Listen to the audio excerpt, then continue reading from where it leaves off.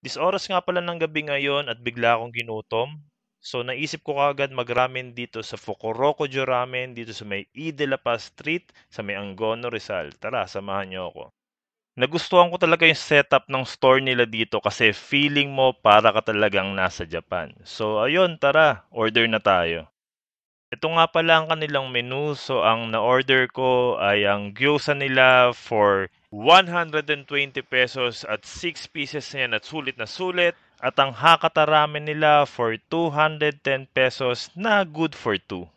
So yon, tara, kain na tayo. So nag-ooperate nga pala sila from 4 p.m. to 12 midnight.